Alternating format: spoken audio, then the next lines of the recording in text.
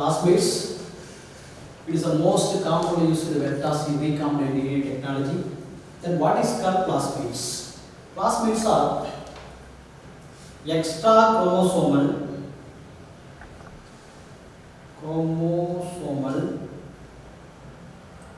circular self-replicating double-stranded DNA. Double-stranded DNA. These are the plasmids. So it is a circular, double-stranded, self-automatically self-replicating extra chromosomal DNA found in the cytoplasm of E. coli is called plasmids. The plasmid which is used as a most suitable vectors in recombinant DNA technologies. Which is the most suitable vector? Plasmid. For example, PBR322 plasmid is the first artificial constructing vector by Bolivar and Rodriguez. By Bolivar and Rodriguez. What the PBR322? The P that refers to plasmid. Plasmid. BR that denotes discovery of or construction of these plasmids is the first artificial cloning vector constructed by Bolivar and Rodriguez. That's why the BR that denotes Bolivar and Rodriguez who constructed these plasmids. The numbers given to these plasmids 322 are also 322 numbers given to this plasmid. It distinguishes these plasmids from the other plasmids developed in the same laboratory conditions. The number which have to distinguish are also called separated or differentiated. These plasmids from the other plasmids are developed in the same laboratory condition. These are called PBR322 plasmids, the first artificial constructing plasmids. These plasmids actually provides many recognizing sites. Usually, each and every plasmids are cloning vector, they provide at least one recognizing site. That's called cloning sites. What is the purpose of cloning sites?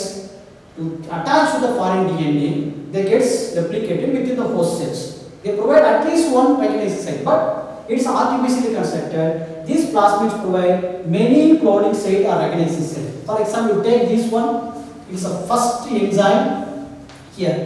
In this particular region of plasmid, recognized or cut by using these two restriction enzymes. One is a HIND3. The HIND3 it is obtained from the, we know that bacterium is called a Haemophilus influenza. Or B. HIND3 obtained from the bacterium is called Haemophilus influenza, but first isolated HIND2.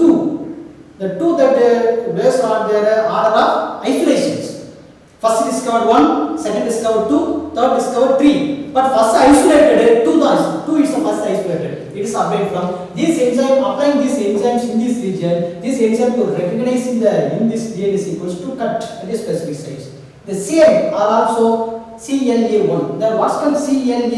It is obtained from the bacterium is called a Caryophyllon latum. It is a bacteria. Genus, first letters comes from genus, second two letters comes from species. Caryophyllon latum. These two enzymes recognize this size. The other enzyme is EcoR1. Already we know that Escherichia coli. These enzymes are obtained from E. coli, Escherichia coli bacteria. Then come to here, another one enzyme. It is a BAMH1. It is nothing but obtained from the bacterium is called Bacillus amyloliquefaciens or D.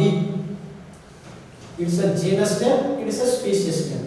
The BAMH1 restricts enzymes obtained from Bacillus amyloliquefaciens to recognize recognizing this sequence of DNA to cut with here.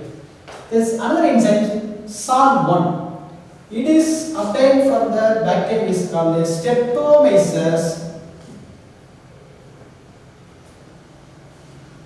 albus. Streptomyces albus.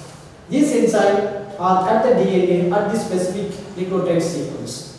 Then another one is PVU2. It is obtained from bacterium is called Proteus vulgaris. Proteus vulgaris. Proteus vulgaris. It is consists of ROP, that code for protein, is an enzyme that code for protein mainly involved in the replication of plasmids. Next, ORI site. It is also called origin of replication site. It also another two regions with PVU2 one. Here PVU2 obtained from Proteus vulgaris 2 is a second isolation. It is a first isolation PVU1 to cut the DNA that specific sequence. Another one is PSP1. It obtained from Providencia stati. Providencia STUART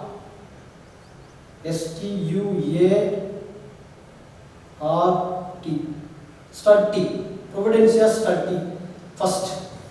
It's a bacterium. So what is the specification of this PBR322 plasmids? It provides many recognizing sequence or recognizing site which help to given the choice of many recognizing enzymes are used. It is a chance to use many recognizing enzymes.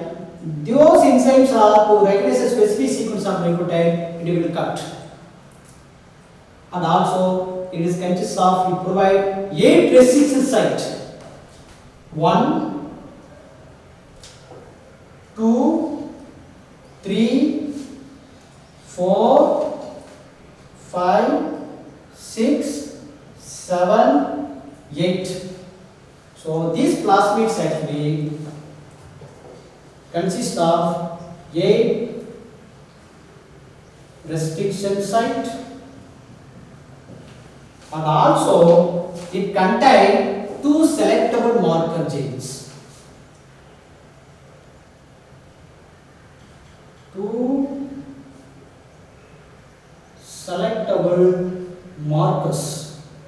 What are the functions of these markers?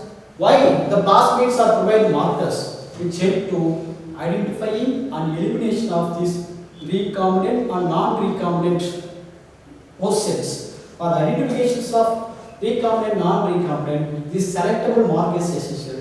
The selectable markers which consist of 2 antibiotic resistance. One is tetracyclic resistant gene, another one is a ampicillin resistant genes. I will explain later. One of the uses how they play important role to selectable marker. So these PBR322 plasmids provide, first one is it provide 8 restriction site. Second, it's composed of 2 selectable marker.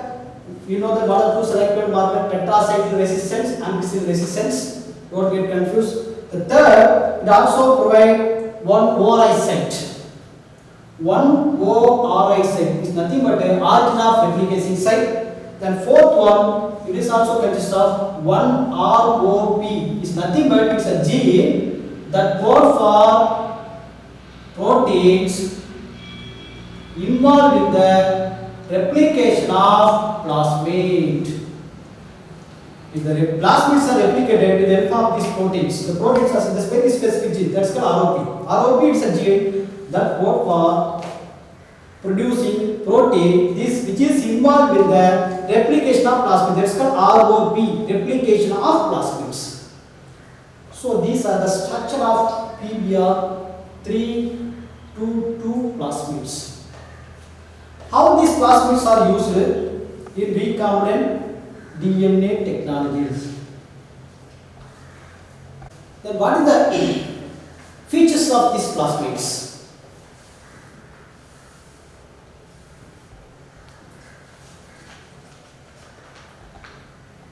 What features of cloning vector. So these each and every cloning vectors it contain ORI site. It is nothing but origin of replications.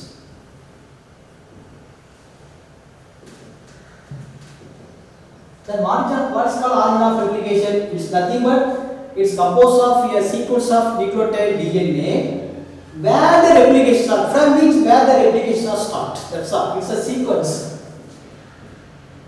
A sequence of DNA to start replications. If the foreign DNA are linked or attached to this sequence, it automatically gets replicated within the host cells. These are called oocytes. So it must, the cloning vector must have the oocyte or origin of replication. The second one is selectable marker. Selectable marker. What is called selectable marker? The cloning vectors, they require selectable markers because the selectable marker which help in identifying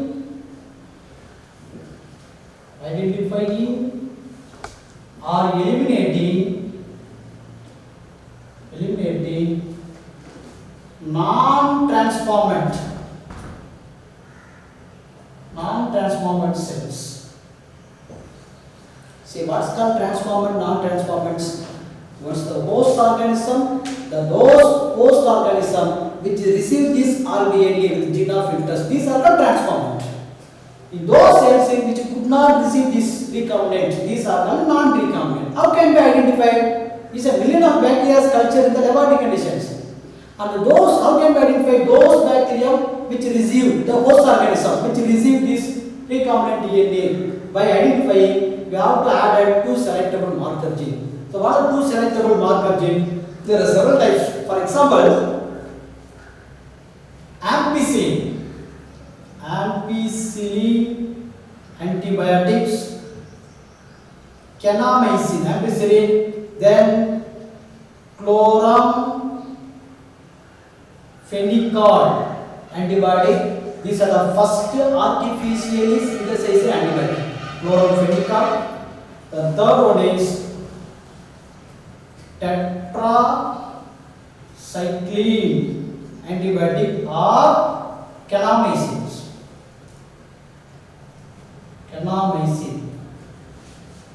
So these are the selectable markers are used in the recombinant DNA technology, the cloning vectors. Ampicillin, chloramphenicol, tetracycline or kanamycin. These are the selectable markers used. Another one, it contains cloning site. These are the features of cloning vector. Definitely, it must have the ORI site, selectable marker, then cloning site. These are the various cloning sites. See, each and every cloning vector to synthesis to provide at least one recognizing site, one cloning site or recognizing sites. In which, why? In order to attachment of rDNA here, how to attach? By cutting the restriction endonucleotide, by cut the DNA by using these different kinds of restriction enzymes to which the foreign DNA is attached. If the foreign DNA once it gets attached, they gets replicated, enter the host cells, gets replicated to produce identical copies. That is why each and every cloning vector to provide a unique recognizing site. What's called unique? The BAM H1 can go and cut the restriction site here only. They won't cut here. These are unique sites to the BAM H1. These are unique sites to the SAL. They won't cut here. But each and every restriction site to recognize to cut in different sequence. For example, eco R1 cut adenine, thymine. These are palindromic repeats. So provide at least one recognition site for attachment of alien DNA or foreign DNA. If the plasmids or cloning vectors provide more than one restriction site, These are called polylinker. For example, the first artificial cloning vector PPR322 provide 8 S6 site. These are called polylinker. It provide presence of more than one restriction site. These are called polylinker, are also called multiple cloning site. Multiple cloning site, MCS, multiple cloning sites. Then what are advantages of these multiple cloning sites? It's as advantages to generate more copy of a large number of DNA molecule or foreign DNA. Provide only one reference site, only one genes are attached. They get multiplied. It provides many cloning sites. They are made possible to produce a large number of desirable genes. But actually, it's a difficult one. It's not possible. Single plasmids they would not provide to multiply large number of. It's artificial. It's artificial constructed plasmids, but it's a difficult one. If they provide more than one resting site, they are said to be polylinker, are also called a cloning site. Next, the last steps for tools which is involved in the recombinant technology. What are the tools? Actually, enzymes. The three types of enzymes, how they are discovered, which is the first discovered, so and so. The 6 enzymes, DNA ligase, alkaline phosphatase, and also called another one is DNA polymerase enzymes. The second one is vectors, cloning vectors. We discussed so many types of cloning vectors, how they are used in the recombinant DNA technology.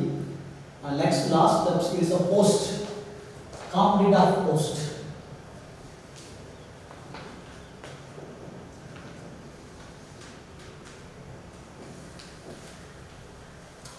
For transformations of recombinant,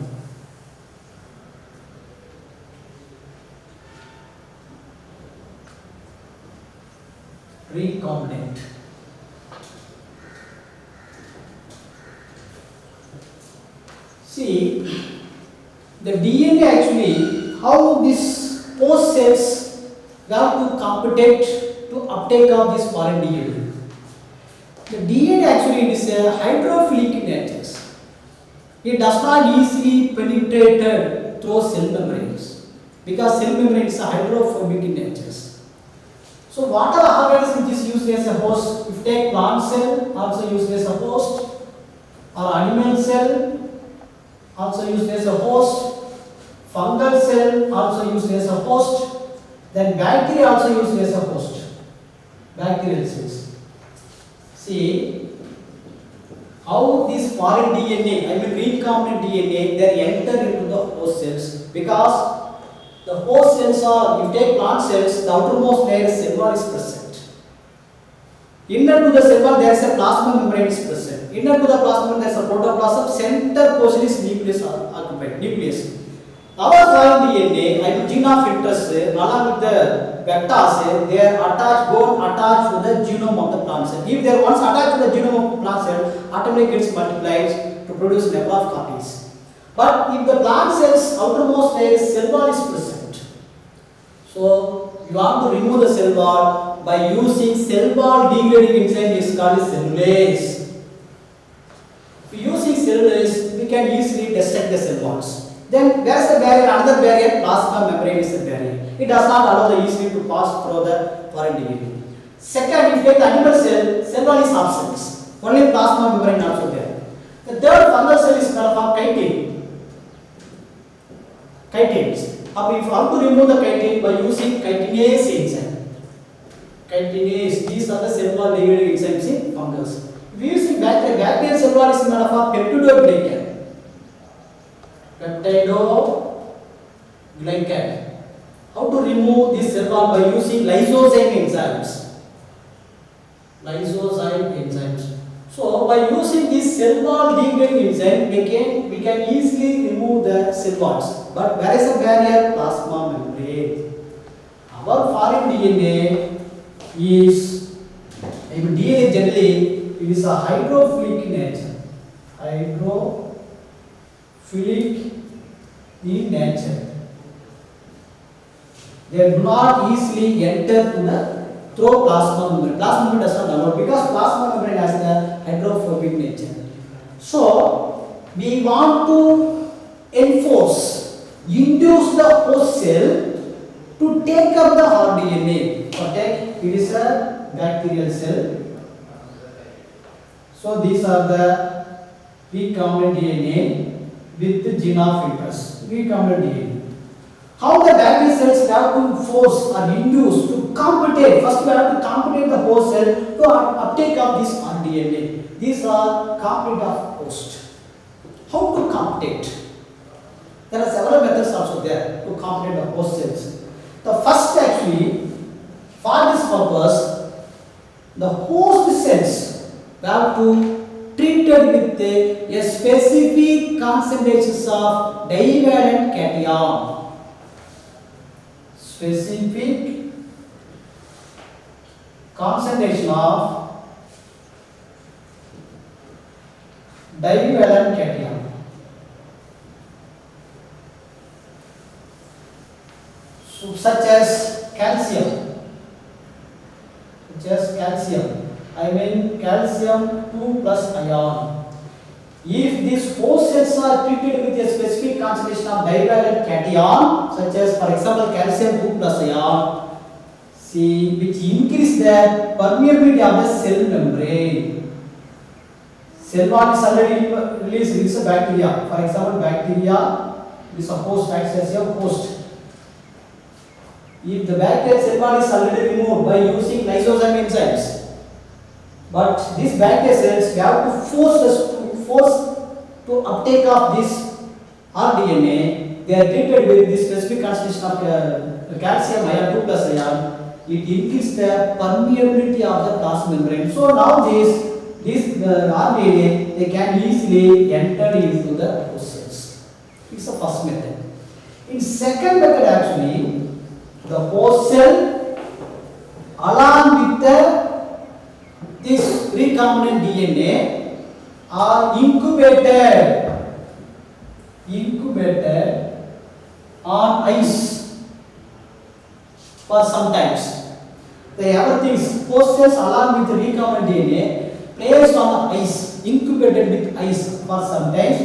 Then again, this should be treated with a 42 degrees Celsius. There is a heat shock.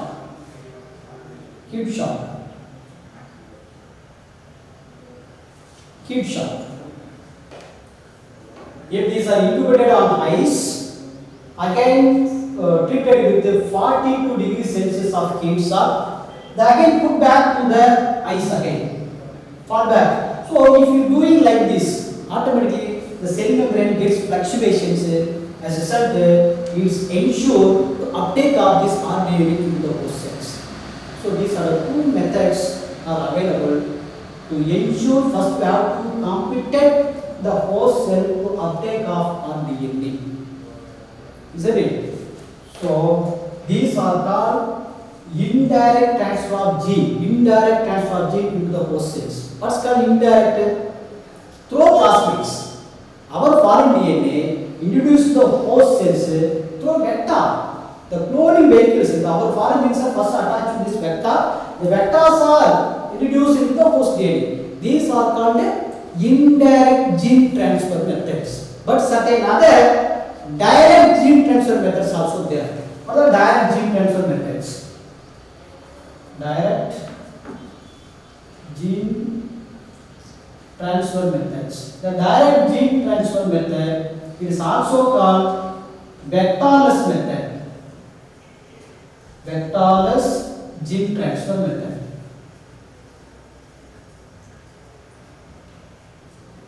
So far what we discussed only through vectors. There is some more methods, indirect gene transfer, direct gene transfer are also called vectorless method. What are type of vectorless methods? The first one, chemical mediated gene transfer. Chemical mediated gene transfer. by using certain chemical substance. For example, polyethylene glycol, PEG, and dextran sulfate. Dextran sulfate. These are the two methods, chemical substance which used to treat the DNA, foreign DNA, that gets fluctuated and easily enter into the plant cells. One is PEG, is nothing but polyethylene glycol. Another one is a dextran sulfate. These two methods or two chemicals are available which is used to treat the cell walls and plasma membrane. Yes, as a cell, the plasma membrane gets fluctuations, so these foreign DNA are easily enter into the plant cells. The second one is micro injection method.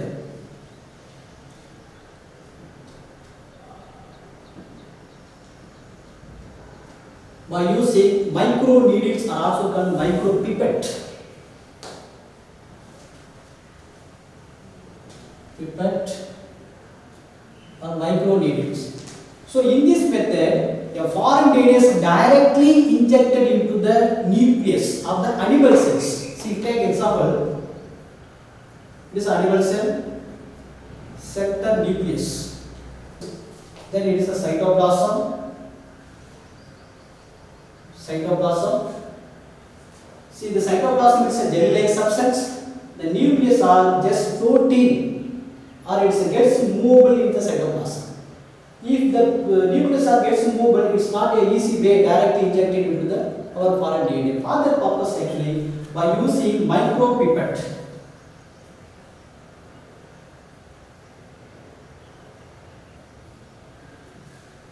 To produce suction pressure, the micro pipette which hold the cell by producing suction pressure. If the micro pipette hold the cells, it make the nucleus immobile. The cells are holding with the pipette. This nucleus does not get movable. The protoplasm and nucleus are become immobile. So through which a needle is injected.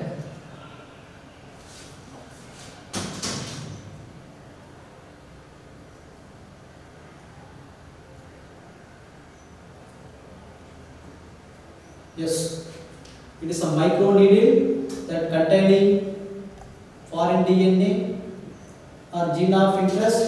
If the foreign DNA is loaded in the micro needles, it push the needles and directly this DNA is injected into the nucleus.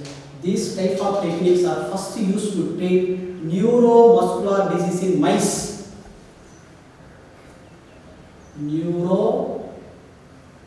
Muscular disease in mice. Second. The third one is gene gun method. Gene gun method. What's called gene gun method? The DNA particles or foreign DNA is coated on the microscopic pellet are also called gold or tungstens.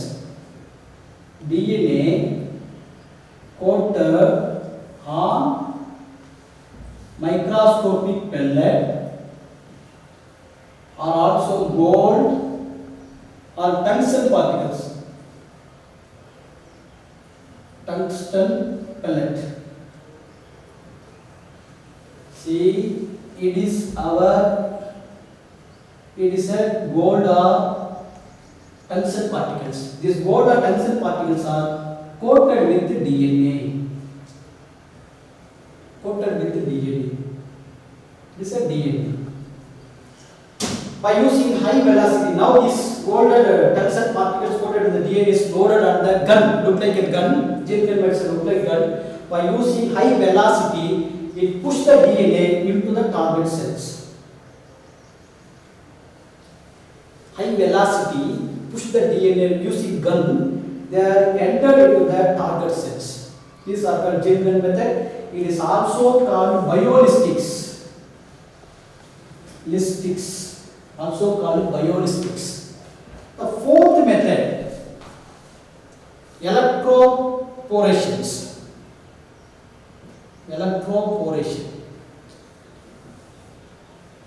is called electroporation? To create a temporary pores on the cell membrane. It's a bacteria cell membrane. When the applications of electric field, DC volt, to apply DC volt, it is a negative charge, it is a positive charge. If you apply this DC volt direct current to create a temporary pores on the cell membrane, pores, through which our foreign DNA is easily entered into the host cells.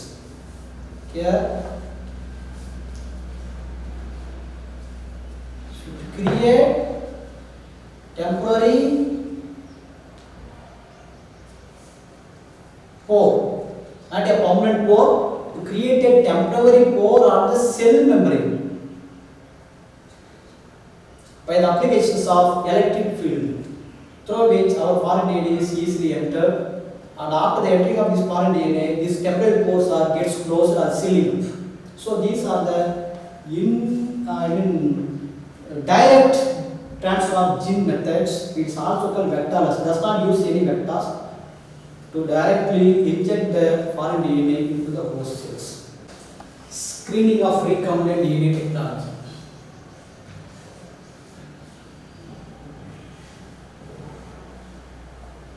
rDNA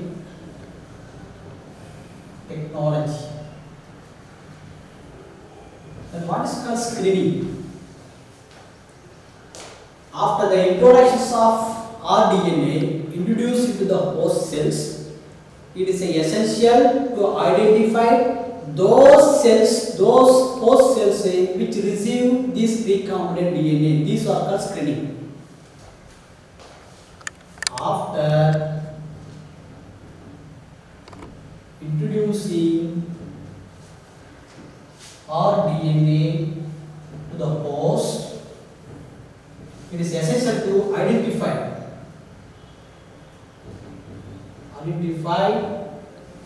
which host, which cells to receive this rDNA. These are the screenings. See, for if take again, I remember, if take the PBR 322 plasmids, it is provided to selectable marker the tetracyclic antibiotic resistant genes that contain two recognizing sites.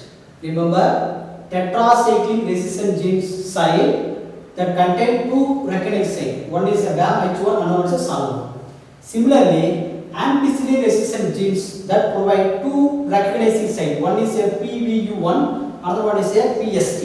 See, if our foreign gene is, our gene of interest, our desirable gene is cut or attached to this site, tetracyclic resistant gene site, what will happen? Due to the attachment of our foreign genes, actually, they lost the tetracyclic resistant gene power. These are called insertional inactivations. Due to the attachment of this foreign DNA, these tetracyclic resistance antibiotic lost the power, lost the resistant powers. Isn't it? For let's to understand, if these bacteria are cultured, this bacteria are cultured in the medium containing tetracyclic, it is a medium, it is a bacteria. This is a bacteria. If suppose this bacteria receive these are recombinant DNA, these are called recombinant cell. These could not receive the rDNA. These are called non-recombinant. How can we identify this? This is the recombinant, these are the non-recombinant. How can we identify? If our gene is attached to this sites, actually, they lost an tetracyclic antibiotic resistance. So, if this culture or bacteria are cultured in the medium containing tetracyclic antibiotic. Tetracyclic antibiotics, definitely these bacteria they could not survive. Could understand or not? Because they lost their tetracyclic resistant powers. They could not last. So even though still we can select this recombinant. How? By transferring this culture or bacteria to the another culture medium that containing ampicillin antibody resistance. Definitely this bacteria cells can survive in the medium containing ampicillins. Okay, but they could not grow in on the tetracycline cells. So by transferring this cell,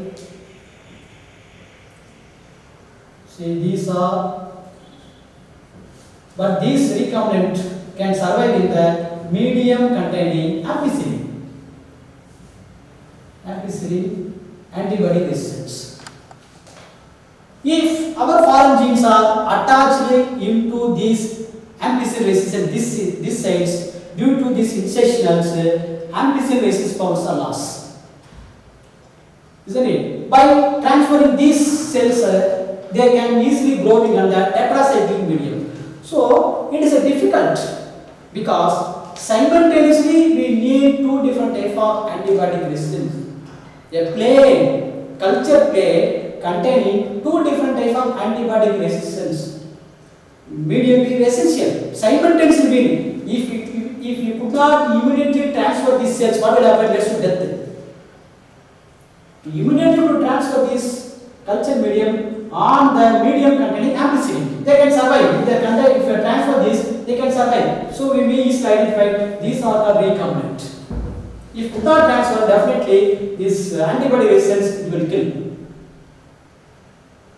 Isn't it? So we need these two different type of antibiotic medium immediately and simultaneously we need. But these are non-recombinant. The non-recombinant could not survive in the both antibiotics because they could not have any antibiotic resistance genes. These are non-recombinant cells definitely killed by both ampicillin or also called tetracyclines. They do not have any antibiotic resistant genes. So we may easily identify all these killed cells are non-recombinant, the survived cells are recombinant. So it's one of the difficult way to identify these recombinant. But that is why another alternative methods are available to select the recombinant DNA. What are the alternative methods? These are called insertional inactivation method. Second method, insertional inactivations.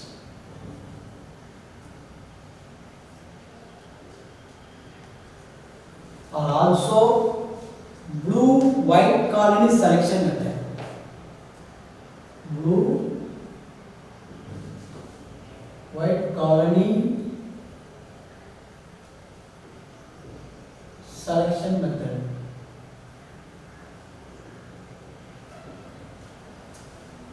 How?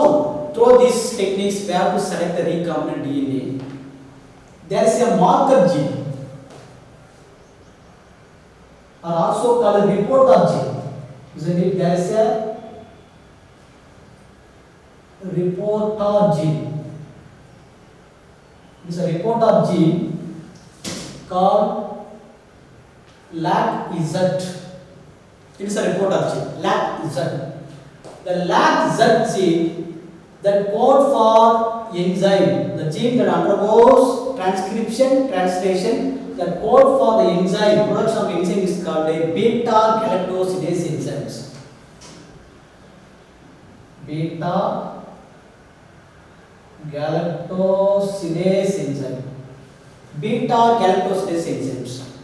So what are the functions of this beta-galactosidase enzyme? To break a synthetic substance called X-gal. X-gal. The X-gal is nothing but a chromogenic substance. Chromogenic substance. It's a synthetic man-made substance. They are generally white in color. White color substance. White color substance. What's the chemical name of this X-gal? What's the chemical name? 5-bromo 4-chloro indoline beta D galactopyranoxides. These are the chemical name of this X-gal, are also called chromogenic substance. These reporter gene, if our reporter genes are inserted into the vector, the reporter gene lack is that gene. The response for secretion of enzyme is called in normal functions beta galactosidase. This beta galactosidase actually to convert these chromogenic substance, generally white color substance, X-gal will break down into blue color substance. Blue color substance. It's a general functions. It is a normal function or general functions of this beta galactosidase. Isn't it? So, take for example,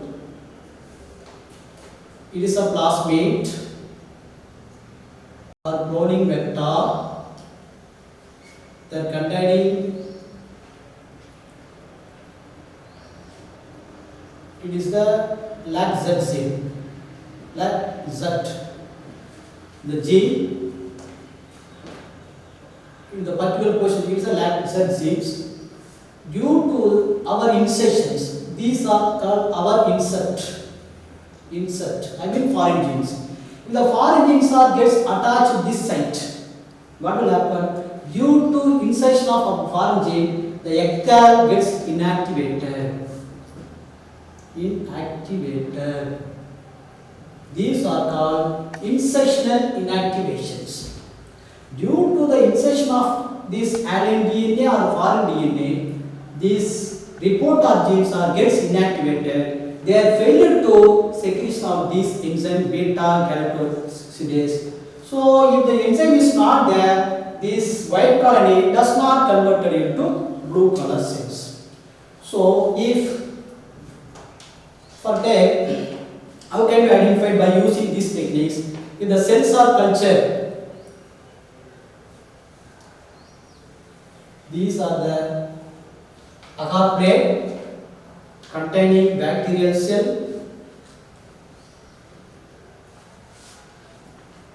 This is a host cell bacterial cells. If suppose not for all the bacteria it's not possible to receive this recombinant DNA. A few bacteria only could be exposed to receive this recombinant DNA. If suppose our recombinant genome filters present only few. So these are called recombinant cell. These are called non-recombinant cells. So we need only selection of these recombinant cells only we need for further cultivation, for updating further product. These non-recombinant don't want to cultures. For the selection of this by using these methods. If suppose these two cells are with recombinant, due to the attachment of this insertional inactivation, the X-gal does not produce blue color cells. If these bacterial cells are cultured in the medium containing X-gal, if bacterial cells are cultured, it is an agar medium. That is a nutrient medium for culturing of bacteria. Along with the agar medium to contain X-gal. X-gal is generally white color cells. If the normal functions of the genes we already we know that if due to the insertion of these inactivations does not form the blue colors, especially those cells which receive the recombinant DNA. So this colony allows it appears in white color. The non-recombinant appears in blue color. These are called blue color. So based on the coloring appearance, we can easily select those bacterial cells are appears in white color. These are our recombinant bacterial cells. Those which do not appears blue white color, they appears in the blue color. These are called non-recombinant. So remember, the recombinant will appear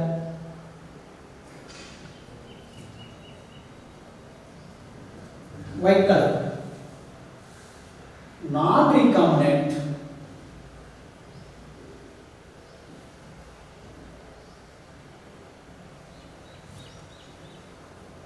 will appear in blue color. Why they appears in blue color? Actually, in the normal functions does not have any initial inactivations. But why the recombinant will appear in white color? Due to inactivation of lag Z genes. These are called insertional inactivation. Based on this coloring agents, we can select this recombinant. So simple concept. Another method for insertional inactivations method is also called blue-white colony selections method. The reporter gene lag Z gene. The normal producer enzyme is called beta-galactosidase. This beta-galactosidase enzyme to convert the exon white color cells break down into the blue color cells, blue color colony cells or substances. And due to the insertional inactivations, insertion of our foreign DNA, lag Z genes are gets inactivated. It does not convert into blue colors. That is why the recombinant DNA appears in white color cells.